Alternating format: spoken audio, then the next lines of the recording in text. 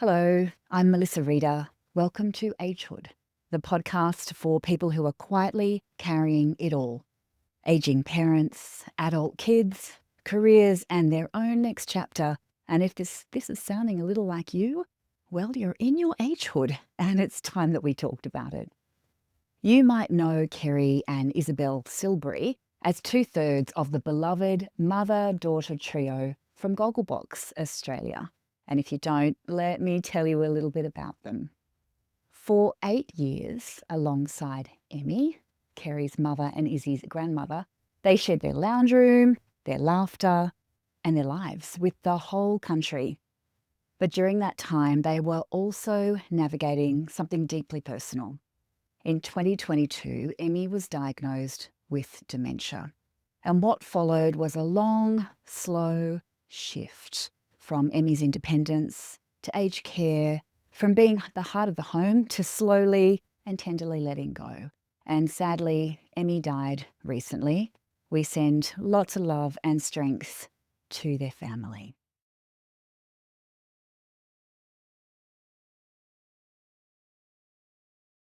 So I am so excited to be talking to Izzy and Kerry today, who a lot of people will have seen a lot of over several seasons of Gogglebox. So we're here on the couch. You've said it feels a little bit Gogglebox-like. Yes. Brilliant. Thank you for having us. Yeah, thank you for coming in. It's really, really great to chat with you both. Let's start with Gogglebox. Izzy, when you first signed up for the show, did you ever imagine that it would become such a deeply personal story and that kind of multi-generational element would become so resonant? I didn't. However, we did sign up with the sort of view that there weren't any real women of our age group of 3 generations on mainstream media. So that was the real drive for us, that, we wanted to be visible. So, we want to see those sort of women reflected back at us. Yeah. So, but absolutely not did we think 10 years later we'd still be on it. Well, I told Isabelle I couldn't possibly be on TV because I work in psychiatry and I didn't want to have my whereabouts known.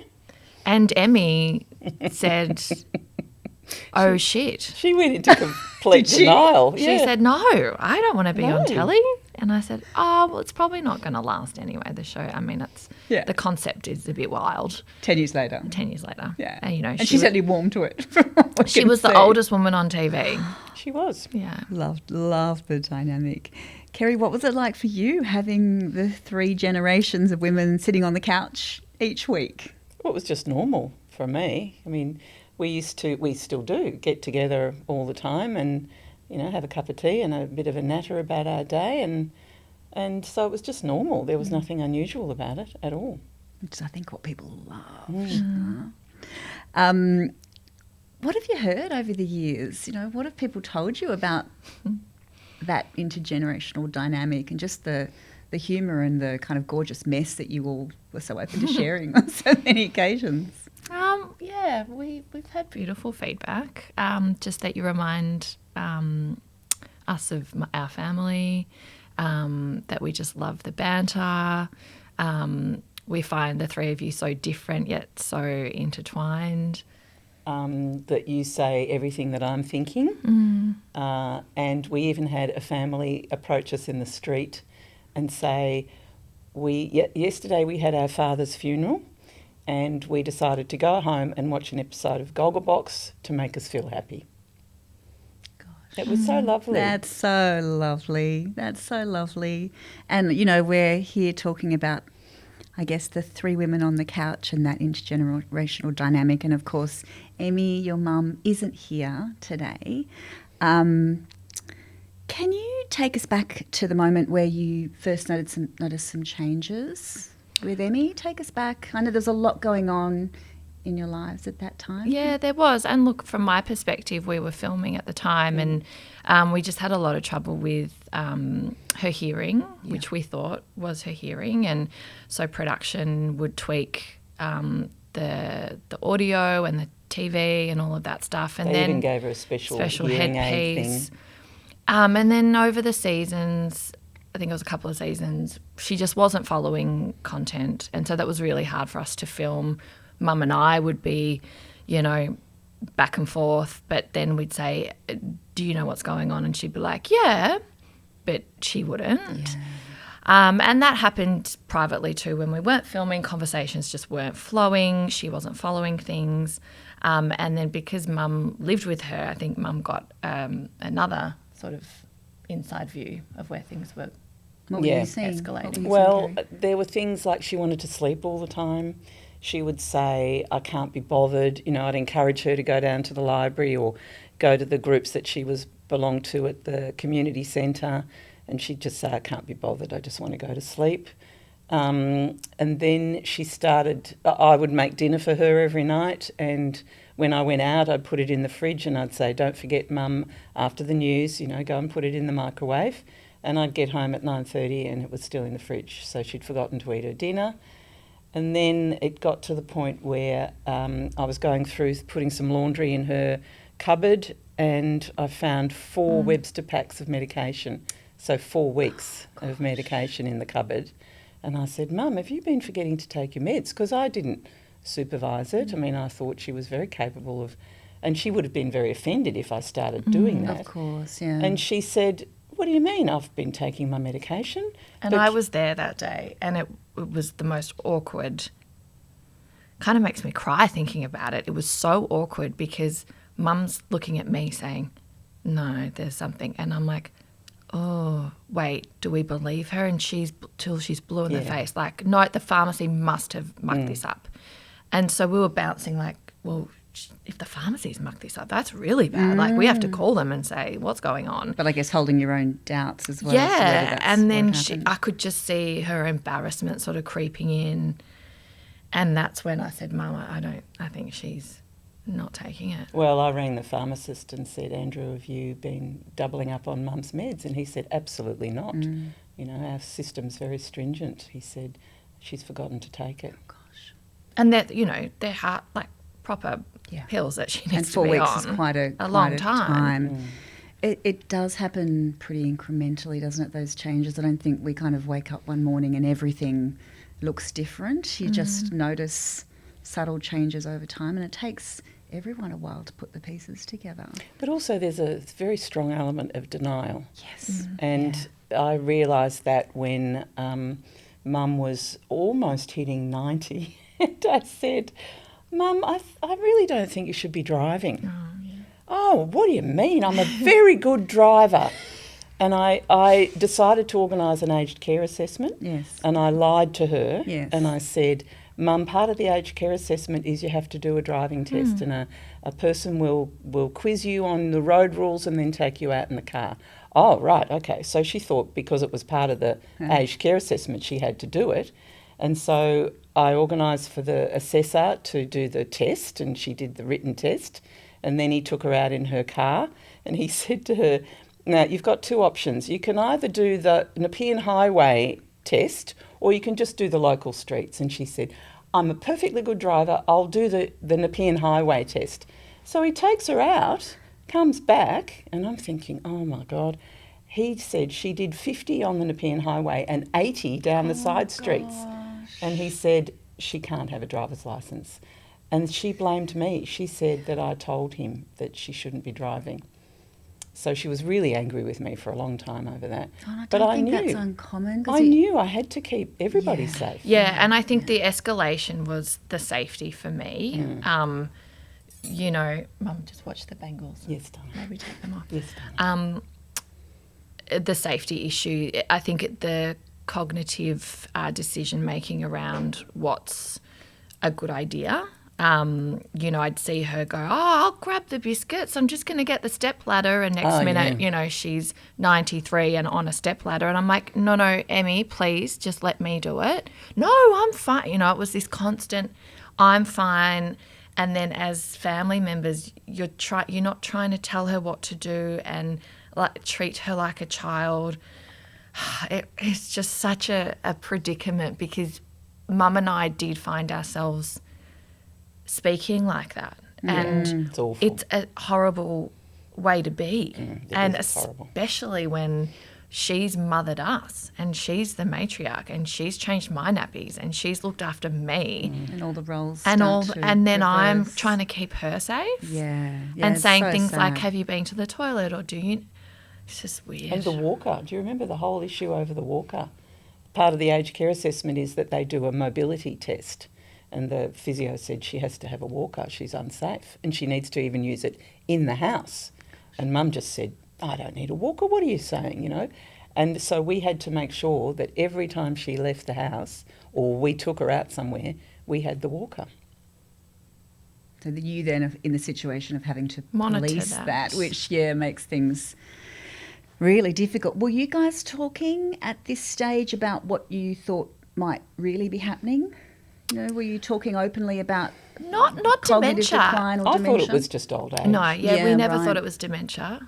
We thought that her lack of comprehension was her hearing. Yeah. She'd forget to put her hearing aids in. She wouldn't charge her hearing aids. Yeah. You know, all that. And I was constantly taking them back to be reviewed, to be checked, you know, all of that. And it probably was partly, I mean, they say that, dementia is increased, the onset of it is increased when people refuse to use their hearing aids because they just can't, their brain just doesn't compute. Yes. Yeah. And even those that have, their hearing aid resolved, they can probably hear better than we can, but they can't process. No, Yeah. it's the processing. That's something, well, I've seen that in my own family, but I also hear it a lot. Was there a point where you tried to open that discussion with Emmie? How'd you manage that? No. It's so hard. No, we didn't. No, because the shock of the geriatrician's diagnosis was too much for her. She just went into complete denial. And she would constantly say to us, he said I had mild dementia. That's perfectly all right. I think if we rewind as well, Mum was so proactive, and if any listeners are, thinking that their loved one might be deteriorating in that way, Mum just is a doer. She researched what to do, took her to the GP. The GP then referred on to a geriatrician. She was assessed, and I think that sort of support and outside help really takes away the awkwardness and guilt and blame and anger and resentment between family members, because it's a third-party professional doing it. And you kind of sit back and, you send them secret emails and you have a little chat, outside the door. But they're the ones sort of saying, hey, there's a diagnosis here and it's dementia. It's not Mum saying it or me saying But it. also I don't think we needed to discuss that with Mum. Once the geriatrician diagnosed her, that was it. That was our job then, to keep her safe. Yeah. And that we would just let her, be in her own little world. Yeah. She didn't need to be constantly reminded that she was going gaga. She'd always say that.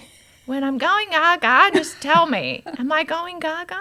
No. But also I think one of the important things that listeners need to know is that when Mum came to live with me, now 9 years ago actually, and I organised the aged care assessment, I did all my research because I'm a teacher, I'm pretty thorough in being well organised, and I found out that there's a federal organisation called the Carers Gateway. Yes, there absolutely is. And I registered with them. And that was probably one of the best things I ever did, I'm because so pleased to hear that. the best part of their service for me was that they connected me with an aged care counsellor, and I got 6 free sessions with her, local woman. She had an elderly father, and her advice was so invaluable to me, but right to the point of all the things that she told me I needed to say when I was negotiating with various services, aged care and the local council and all that, geriatricians, everything.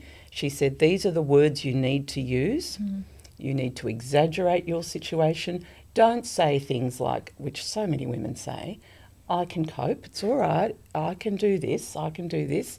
She said, just tell it like it is, because you won't get what you need if you don't. She was fabulous, and she organised, I asked her when it came to the point of aged care, because I knew I couldn't keep Mum safe, I said to her, where would you recommend within this area, because I want the Mum to be accessible to us, because, we want to see Mum all the time. I don't want it to be a long journey. where would you recommend in this area? And she said, there are only 2 I would recommend here. And don't you need that? You need that kind of just trusted Recommendation. voice when everything else is so unclear and you're trying to figure it out. I'm really glad you raised the Carer Gateway because it's an incredible program. very It's federally important. funded. Not enough people know about it yet. And I think when we look at everything you've just talked about, Kerry, in particular, through the lens of this sandwich generation cohort, women managing exactly what you've just described, that's a service that's designed exactly to support people going through it. So tell me a little bit about what life was looking like and feeling like for you, Kerry, at that stage with everything that was going on. Well, being part of the sandwich generation it's a very common thing. You know, I'm dealing with all my girlfriends now who are going through this. You've got kids, your own children who are going through a difficult time in their lives, either cost of living crisis or divorce or, you know, all those things. They've got young children. You've got elderly parents. And I was working. You know, I'm not working now, but then I was working in a very demanding job. I was working in adolescent psychiatry. And you're juggling all this stuff around, and do you actually allocate any time to yourself? Do you do any self-care at all? You don't, because you feel selfish and guilty. You don't do it.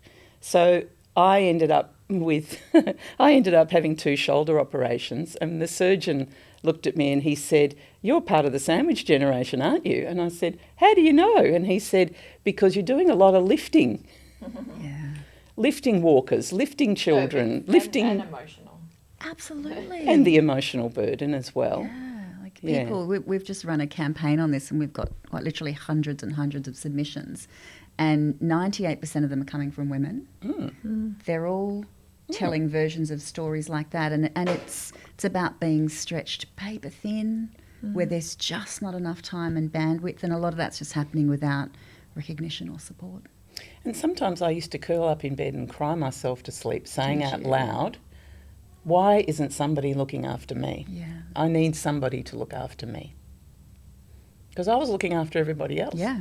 And Izzy, you were pregnant at this stage when you were going through all of this with Yeah. Emmie's diagnosis. How was this all kind of happening for you in your life? It was hard. Yeah, It I was really bet. hard. I mean, I could see Mum so stressed and I didn't really know how to help because I had my own.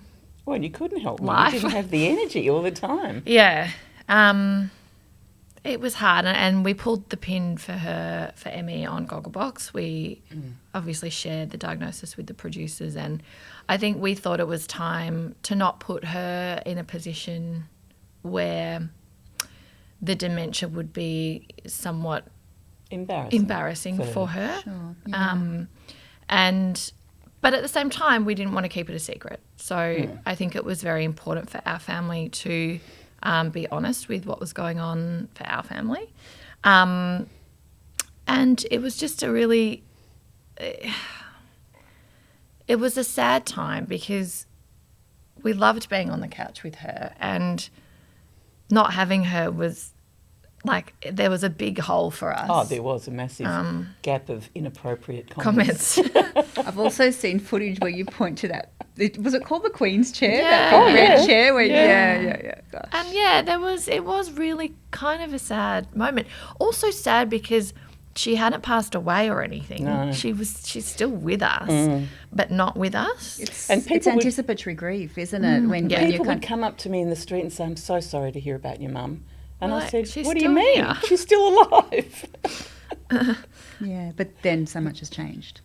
Yeah, and even the process of having my daughter being pregnant, and I'd go and visit her every couple of days, and every couple of days I'd walk in with this enormous stomach, and she'd be like, "Oh, What's happened to you? gosh, are you pregnant?" And I'm like, When did "Yes." that happen? When did that happen? Which husband's this with? I didn't. And I'm like, okay. So I put a little thing up on her wall of the ultrasound so she could remember. And yeah, but we love going to visit her. I think it's like Friday afternoons happy hour is one of the most beautiful times. Glass of because wine, glass of wine, bit of and live music, some Bollywood dancing, perhaps. Oh, I love that. it's just that you just see all of them, whether they've got dementia or they're sick. They just come to life. They are so happy, and she is so happy to have the music and singing along and having us next to her. It's just so nice. I think, I don't know about you, Mum, but the guilt really dissipates because you think she's safe, she's being fed, she's well looked after, there's medical people here. She loves it. She loves it. And they love her. Talk to me a little bit more about the guilt. How does that come up for you both? Because I think that's so common. We know that, residential care is the right decision for so many people at the right time, but gosh, it's like an ocean of emotion for families to go through. Yeah, I think for me the guilt is that for so many years a lot of the fans would say, oh, you're so Emmie's so lucky to have you both, that you both are there to care for her and make time for her, and lots of families don't do that. And with her in care now, I feel, like we don't get to spend that time. Well, she's not a part of our life on an everyday basis now. Even though we see her several times a week, I can't take her down to the RSL for a drink, and I can't meet her at the park for a walk. And so that's the guilt, that because if she was still living at Mum's, I'd see her all the time because I'd go to Mum's and it's that, that's the guilt, but also... Can I say it? Yeah. The guilt that I feel is that I've abandoned her. Oh, yeah. It's like the same feeling you get when you drop your kid off at the childcare and they're crying for you and they're like, mummy, mummy. It's that guilt, except she's not crying for us. But when we say goodbye, that's hard. Like, of a visit, she's like, oh, you're already going. Oh. And you're like, have a good night. And she walks away and you're kind of like, oh. I'm guessing, Kerry, in your professional work, you are staring down complexity like this all the time, but suddenly it's being shone back at you and your family. And also when you were still living with Emmie, you were stretched paper thin to the point where you needed shoulder surgery. How do you make sense of that now, where you're at, knowing that she did need extra care and it couldn't be in your home? Look, mixed with the guilt is the acceptance that all the way along I did the right thing. Yeah, 100% for her, the best thing for her. Even though, I had Isabelle's 100% support, but even though my siblings and other relatives were in complete denial. And if it wasn't for that aged care counsellor through Carers Gateway, I probably would have had a complete separation and rift with my extended family. Yeah, we had family therapy. We did. I asked for it, but you see, this is part of the needing to know what to say to whom absolutely. to get what you want. Yeah. So I'd finished my 6 sessions years before, because Mum lived with me for 7 years. And I rang Carers Gateway and I said, we need family. My family's in crisis. My mother has to go into care. She's got dementia, and my family is in denial. So, and I think this is very common. Common. I'm not sure if anyone's familiar with mother and son.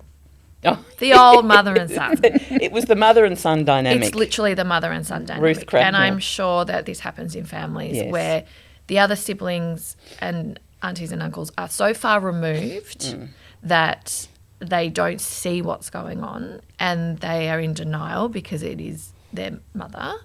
And then my mum becomes the devil because she's getting things moving along, she's putting in things in place, and they're kind of like, no. She's forcing the realisation. She is forcing the reality of what's happening with their mother. And it was so horrible to watch my mum be treated like that. But I am imagining there's going to be so many people listening to this who are just going to grab hold of what you're saying because, in the work that we do, about 25,000 people have worked with us around these issues, and that kind of disconnect that you're describing, Izzy, it can be geographic. People can be living in different states or countries. They may not have seen mum or dad for 2 years, so in their mind, they're a more stronger version of their 92-year-old self than what you're seeing every day. And then there's that very painful spectrum from denial to acceptance. You know, and we're all hardwired for denial, aren't we? That's how we cope with hard stuff. Yeah. But you're moving into a gentle acceptance that your mum is increasingly unwell, increasingly frail, entering different chapters of her life, but you've got to bring the other people with you, and that's so painful for everyone. And this is where the counsellor was so helpful, because she said, Kerry, this is a very typical scenario that you're dealing with. Yeah. That what's happening with your extended family is there's grief and there's resentment. So you're dealing with your siblings. So there's all that sibling rivalry, sibling resentment that comes up. They're dealing with the heartstrings that get plucked when we're back in those family pressing dynamics all those in different buttons. ways. Yeah, totally. And she said that you're going to be blamed for everything. That the scenario is that the other members of the family will target the carer. It's also so common of the sexes that I'm sure you've seen it as well. It's often the daughter or daughters. 70% of the time, it is the daughter. It's often the eldest daughter. Yeah. And she's caring for a parent or a partner. So not It's only... not to deny that there are many men doing great work and carrying these roles, but it's a gender. Yeah, it's a gender thing. Definitely. So what I asked her to do was I said, we need a family therapy session. Can you organise it? And she said, you've finished all your sessions and it's very unusual for us to do this. We don't normally do family work. But I said, this needs to happen, otherwise I'm going to burn out and I won't be able to look after my mother. So she went to the top and she organised a 2-hour family therapy session. Did she run that for you? She ran it. And to this amazing woman that you found. And I gave her all the parameters. I said, this is who you're dealing with. These are the issues. Working in psychiatry helped a lot. You knew exactly how to set that up. These are all the issues. Yes. And so when we arrived, she had it all on a whiteboard. She was fabulous. And I didn't have to say a thing. She did it all. She said, this is the reality of the situation. This is what your mother's got. This is how you need to deal with it. These are the consequences, the options. She went round the room and she asked each one of them how they were feeling about it, and boy, they didn't hold back. Oh, you were on a bloody Zoom thing, weren't you?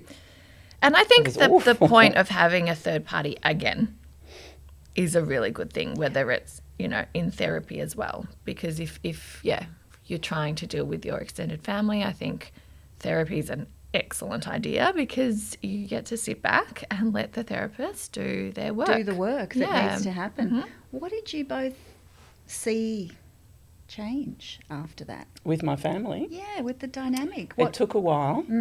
So the immediate response was they were really angry with me, and it was all directed at me in the session. She did her best to manage that. We left the session and I was completely washed out, and I said to her, well, I think we'd better all go off and have dinner together now. And she looked at me like, are you crazy? But I just thought, no, if the boil has got poison in it, you're not going to heal it unless you squeeze all that poison out. This is my opportunity. So we went out into the street and my brother said to me, so are you saying that Mum can't live with you anymore? And I said, yeah, that's what I'm saying.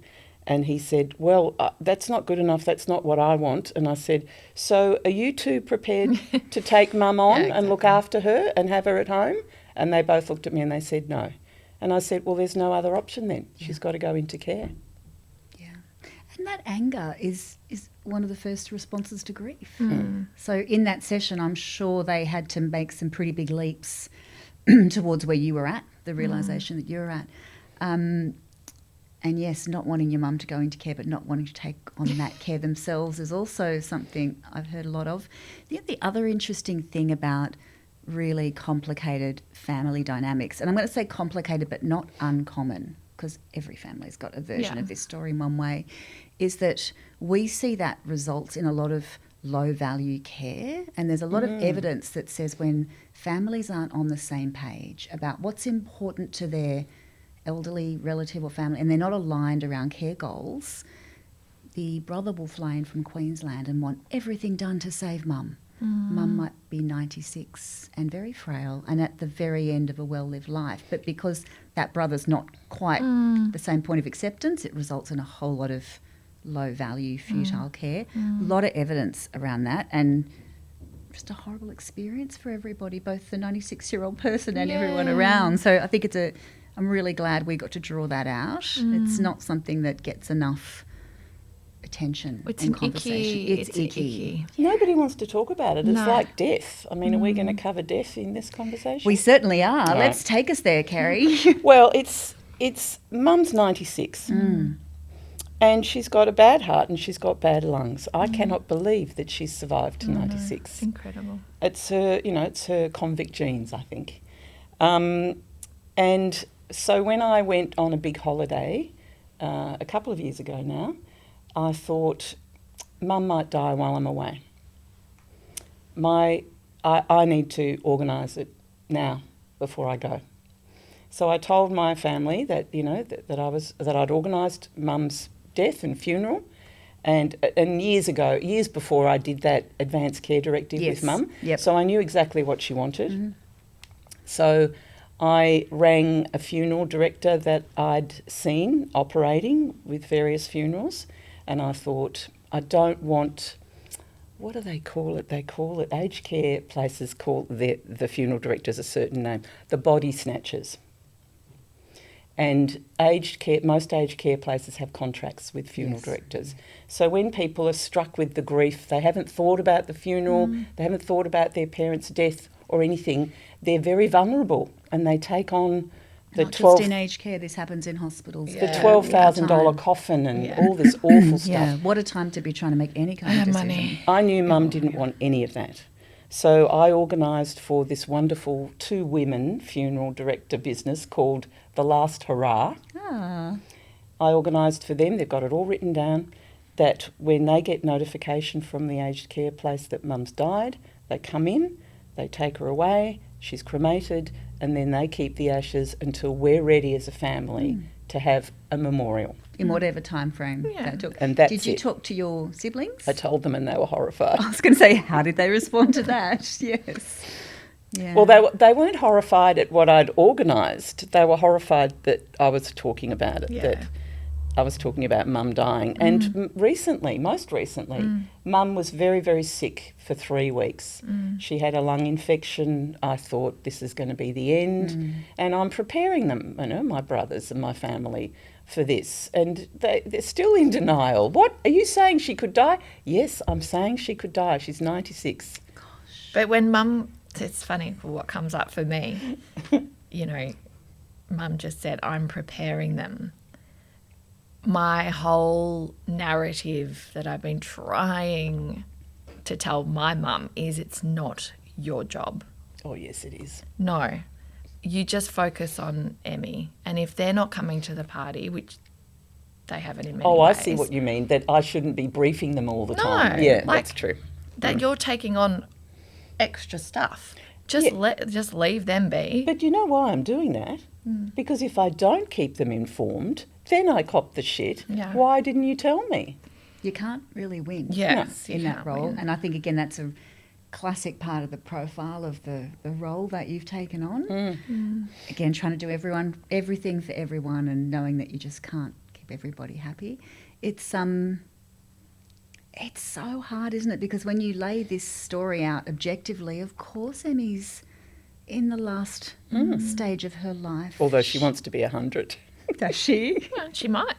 She may well. Because she's being so well looked after. I couldn't do what they're doing. So true. I couldn't possibly do it. Like yesterday, the nurse in charge rang me to say that they'd done the weekly weigh and Mum's lost, or not weekly weigh, it must be a monthly weigh, and lost 3 kilos. And I said, oh, that's unusual. And he said, yes, we're getting the GP in. We're going to do some bloods. We're going to find out why she's losing. The nutritionist, we're consulting with the nutritionist. Because she was losing so much weight living with Mum. Because she'd she wasn't forget to eat. eating. And then she regained weight when she went in. Yes. She went in. She's got this great big tummy belly. now. She loves her. And it's a social piece too, Well, isn't it, I know. in the routine of the day? And I hate saying this, but it's the truth and it's awkward.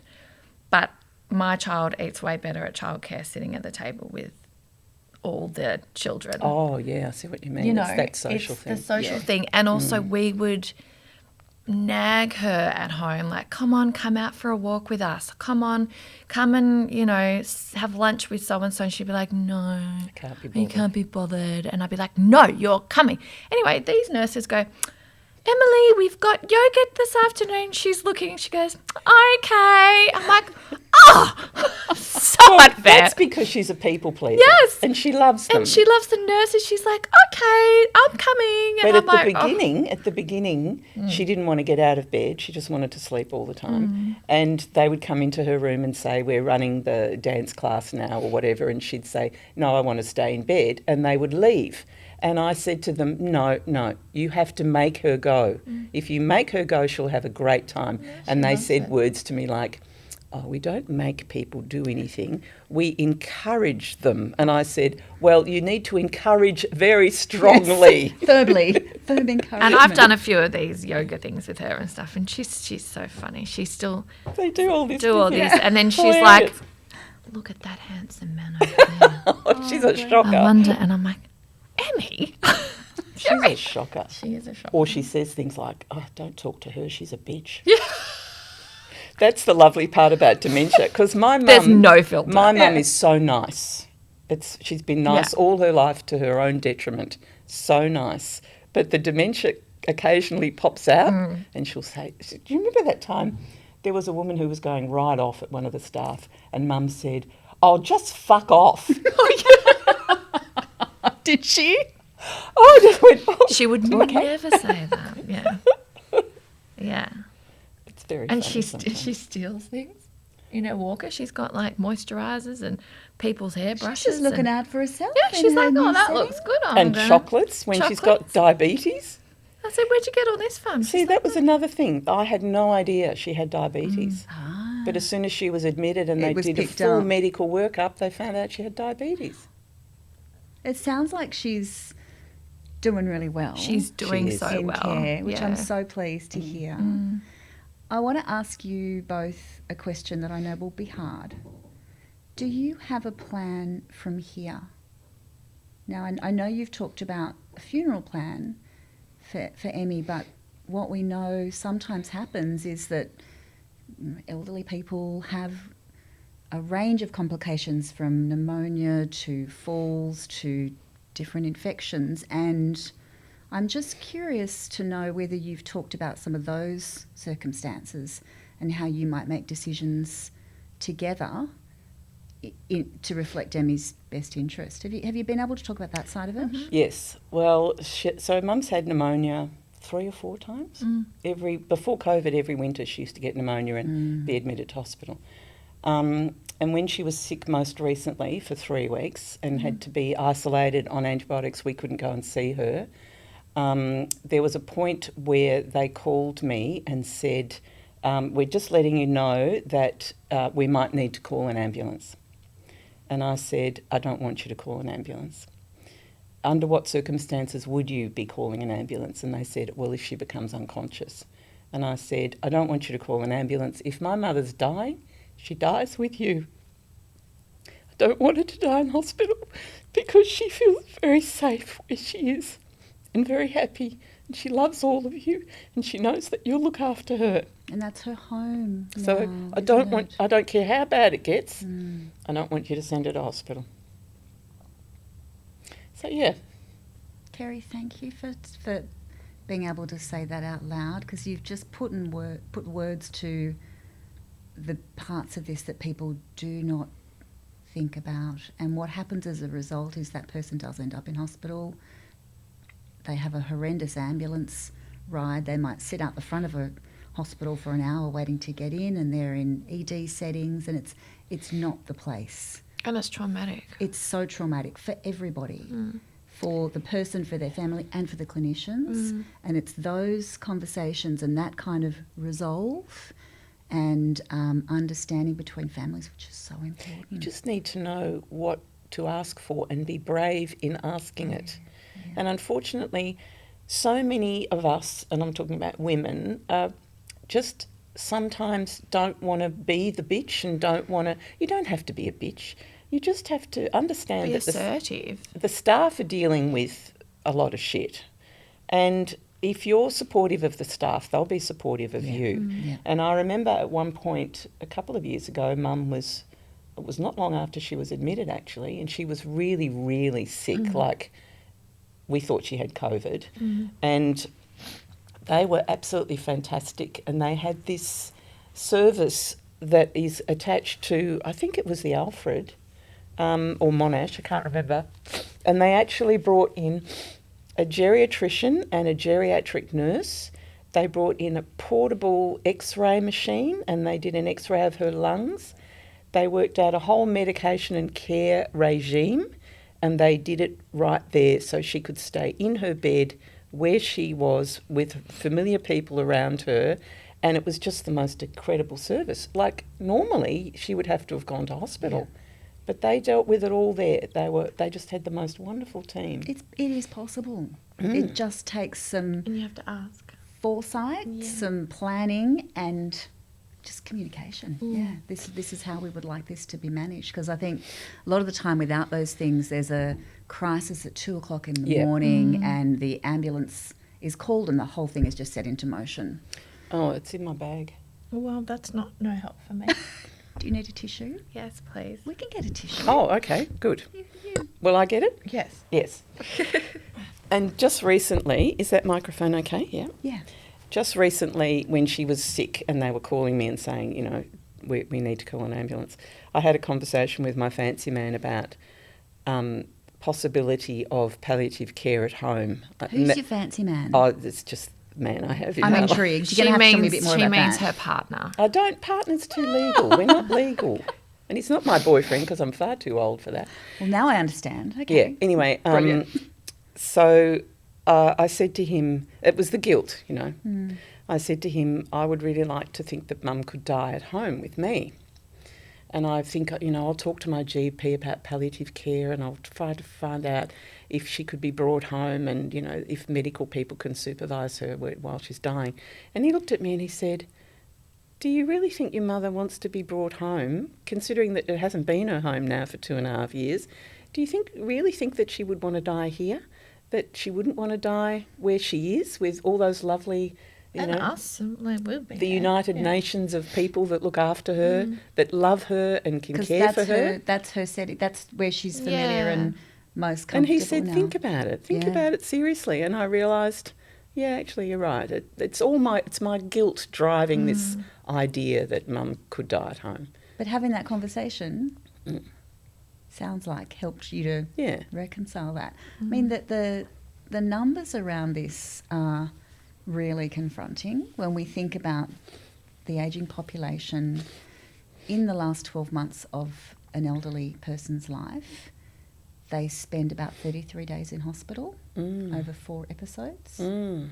About 40% of that is considered low value, like unwanted, unplanned, unnecessary, and that's both sad and traumatic and really costly. It's something we've absolutely got to do something about. And a lot of us would say, we want our care at home, we want to age in place, and if we can die at home, that would be a wonderful thing. That's about 5% of people actually having that experience. So it's not a case of waving any magic wand and saying, let's make everybody die at home. This is going to be a fabulous thing. It's about how do we reduce preventable hospitalisations, reduce low value care, understand where people want to be and what's important to them, and make decisions that reflect that. Yes. But you've got to talk about it. Yeah. And, throughout her life, she would not want to talk about it, and we'd force the conversation. know. Oh, she'd say, just when I've lost my marbles, just top me off. And that was as far, it was using humour, but we'd be trying to have no, but can we talk about?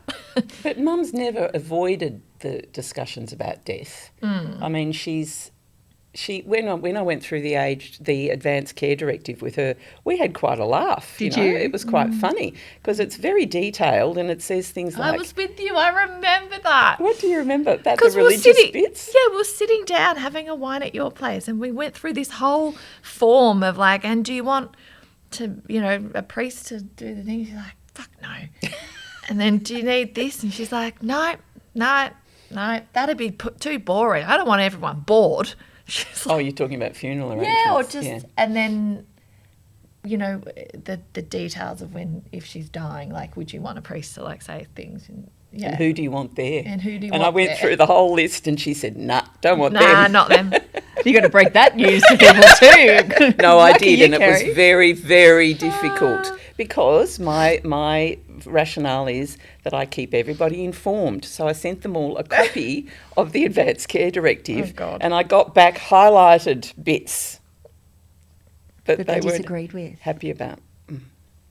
So then I had to. Did you get back any recognition that you had done a really important thing? And a really hard thing. really No, hard thing. but what I had to say was, don't blame the messenger. Yeah, this is what This she is- said. And then, of course, there's but you put the words into her mouth. Well, no, actually, I didn't. This is what Mum wants. It's don't blame me. This is what she said. I've got a witness. Yeah. But then it's a conspiracy. You've done one of the most important things. Yeah.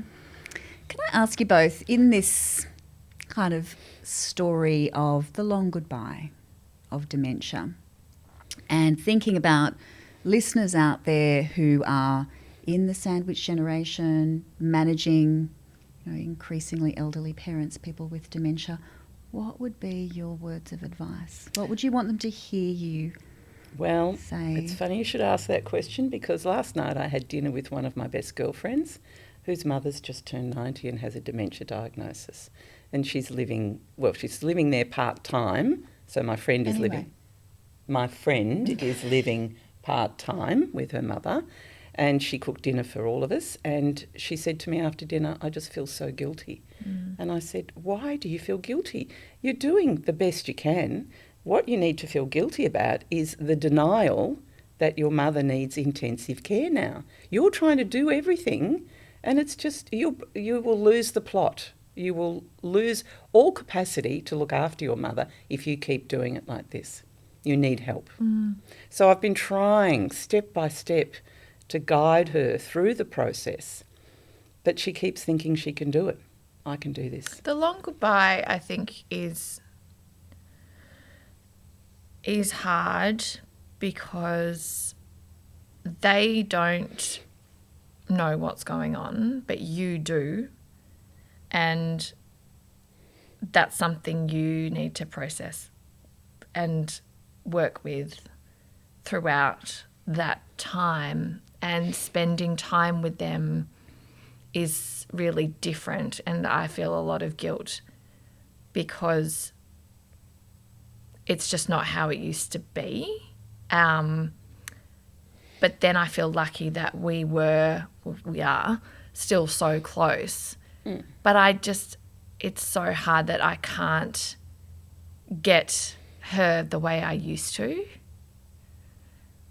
But it's so lucky that you've still got her there. I know I do, but sometimes And we all have such funny moments. we do have funny moments.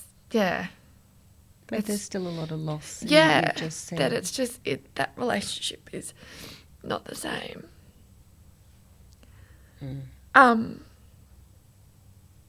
And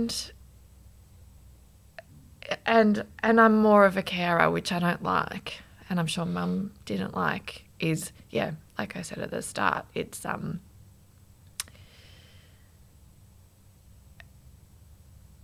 caring for her and not necessarily. I have to stop myself and just enjoy her instead of making sure she's safe. Which is what I do. I fold up the clothes and I, tidy her up and leave Isabelle to do the entertaining.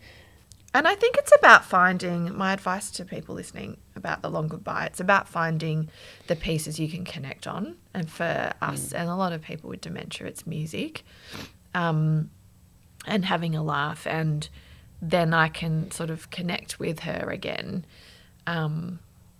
it's a different relationship. And what I do too is that, and this is with the connected to the long goodbye idea, is that because a conversation is very hard now, because there's really nothing, she might say to me, what have you been up to? And I could tell her all the things I've been doing, but it wouldn't really compute, and it's too detailed and too complicated, and, she can't really comprehend a conversation on that level.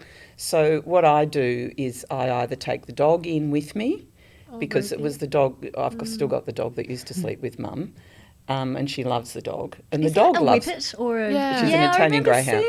And the dog loves her. So straight away the dog just makes a beeline for the bed and jumps up, gets under the covers, and Mum's happy.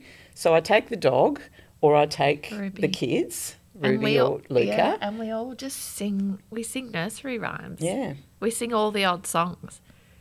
And, we pretty much spend our visits she just sings along to her and holds her, and we have a teddy, and that's what we've been doing. Instead of, I think we learned quite quickly the whole making conversation. You've got to take props. Happen.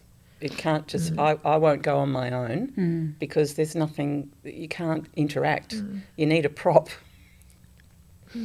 which is good. It's a good thing to do. But she can't watch TV anymore. She can't even listen to the radio anymore. She can't work out how to use the remote controls, how to turn things on or off. So, I'm so grateful that the staff there have got a wonderful activities program, fabulous activities program, and people take their dogs in. I mean, when I take Pellegrini in, they all love it. I mean, I do get the same questions all the time. What kind of a dog is she? And don't you feed that dog anything? It's the same questions they ask me all the time, but they love it. Yeah, and they love babies. Down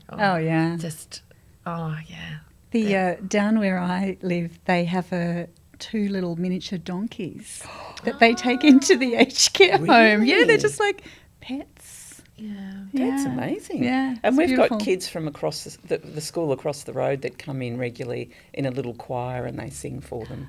The entertainment is fabulous, isn't it? They just love that music and singing along. You have both taken this conversation to some very precious places. So I just want to acknowledge that. I think what you've been able to share will help a lot of other people going through this or knowing that it's ahead. But I want to end this on a note that's all about Emmie. So maybe could you both tell us the most hilarious moment from your Gogglebox couch days? Oh, God. You've probably been asked that before, maybe. Would it be the drink that you gave her when I said she's on medication, Isabelle, you can't give her any alcohol, and what did you do? No, she goes, just give me a little vodka. And I said, Mum's watching. No, just give me a little vodka. So I went and I put the vodka in and gave it to her. And Mum's like, that's not a vodka, is it? No, it's not. And she goes, you're on too much medication. And what did she say inappropriately about men on the television? She would have said so things many like, things. oh, I'd do him. Yeah. Oh, she has a thing for Indians and bald men dark-skinned and gentlemen. dark-skinned gentlemen. I saw a snip where she was saying, I'd like to kind of run my hands That's over right. that man's bald head. I was like, okay. Or when she fed the dog when you asked her specifically not to. She's like eating and we said, no, you can't feed the dog. And she goes, okay. And it's on camera. We're like, we saw you do it. What about the... there was one where she said, I think that man is an arsehole. Do you remember that? Yeah. Or what about the one really early on? We're watching You Can't Ask That with the monogamous and the polyamorous. And she said, I know what an orgasm is. Oh, yes. I do know what an orgasm. But we were talking, it was something to do orgies. with orgies. Yes. And she said orgasm. I know what an orgasm is. Oh, I love it. Well, thank you. Thank you for having coming us. in and, taking us through that. It's very real. It's very raw. And I'm really grateful. Thanks, People just Melissa. need to be organised. They need to get the services in straight away, aged care assessments, geriatric assessments, carers gateway, because otherwise you're floundering. You're floundering. I mean, that is our mantra. We need to talk about this stage of life. We need to have a meaningful plan together, and we need to get the right services in. And support for Early. yourself. It's all part of it, isn't it? And that's what I said to my fancy man when I signed up for the internet dating.